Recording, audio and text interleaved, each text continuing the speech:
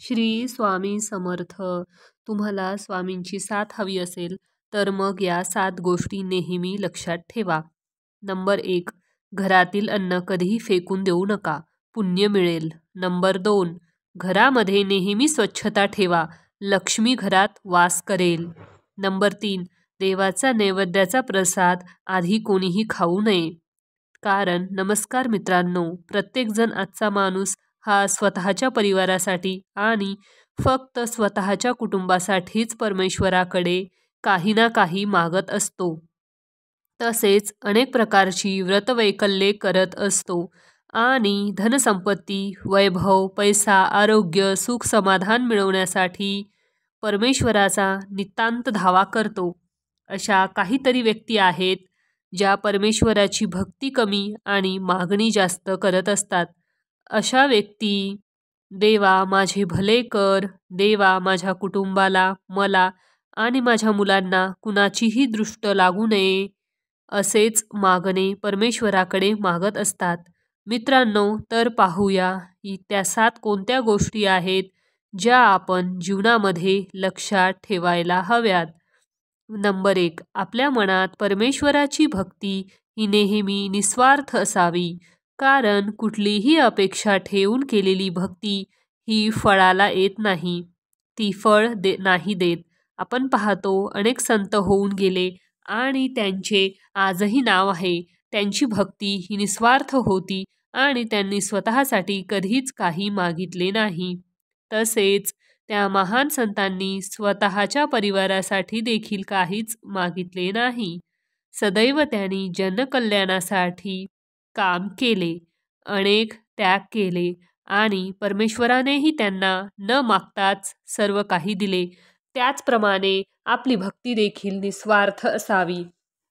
मग बघा, परमेश्वरही आपल्याला न मागता देईल. नंबर 2. देवाचा नैवेद्याचा प्रसाद हा नेहमी तर सर्वांना वाटूनच आपण ग्रहण केला पाहिजे. परमेश्वराचा प्रसाद हा नेहमी पवित्र असतो. त्या नैवेद्याचा प्रसाद ग्रहण केल्यामुळे अनेक जणांचे दुःख कमी व्हायला मदत होते.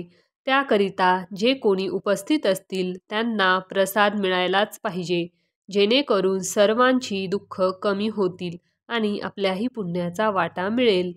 नंबर 3. घरातील अन्न कधीही वाया घालू नका. कारण आपण फार नशीबवान आहोत की आपल्याला 2 वेळेचे अन्न तरी मिळते. परंतु आपल्या अवतीभोवती असे अनेक गरीब लोक आहेत की ज्यांना 2 वेळेचे अन्न सोडा, पण 1 वेळेचे अन्नसुद्धा मिळत नाही.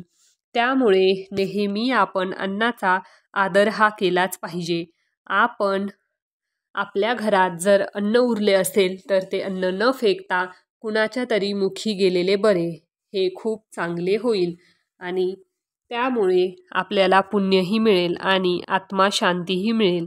आणि असे म्हटले जाते की अन्न हे परब्रह्म आहे. आपल्या घरामध्ये नंबर 4. आपल्या घरामध्ये नेहमी स्वच्छता ठेवली पाहिजे. जेव्हा आपण कोणत्याही मंदिरात जातो तेव्हा तेथील वातावरण हे अतिशय मनमोहक असते आणि प्रसन्न असते. कारण जिथे स्वच्छता असते तिथे परमेश्वराचा सुद्धा नेहमी वास असतो.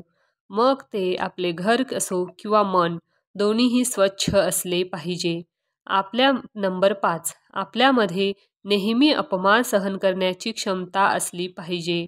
आपला जरी अपमान कोणी केला तर बदल्याची भावना न ठेवता स्वतःला बदलण्याची तयारी ठेवा आणि ज्या वेळेस आपण स्वतःला बदलू ना, त्यावेळेस आपले आयुष्य देखील बदललेले असेल. नंबर 6. आपण बोलताना नेहमी आपल्या जिभेवर नियंत्रण ठेवायला हवे. बरीच माणसे अशी असतात, समाजात जी बोलताना विचार नाही करत, बरेच काही वाईट शब्दांचे उच्चार करतात. तसेच कुठल्याही विचार न करता कोणालाही सहजरित्या काहीही बोलून जातात. परंतु त्यांच्यामुळे समोरच्या व्यक्तीला किती त्रास होतो हे त्यांना कळत नाही. ते म्हणतात ना, धनुष्य बाणापेक्षाही माणसाचे बोललेले शब्द हे फार तीक्ष्ण असतात. म्हणून काहीही बोलण्या अगोदर आपण 10 वेळा विचार केलाच पाहिजे, मगच बोललेले पाहिजे आणि कोणालाही दुःख होता कामा नये. नंबर 7, परमेश्वराला कधीच दोष देऊ नका. अनेक व्यक्ती अशा असतात, जर त्यांचे काहीही वाईट झाले की ते परमेश्वराला दोष देतात, परंतु परमेश्वर कोणाचेच वाईट करत नाही. ज्याप्रमाणे आपले आईवडील आपल्या मुलांचे कधीच वाईट करत नाहीत, परमेश्वरसुद्धा आपल्या आईवडिलांचे मातापिता आहेत.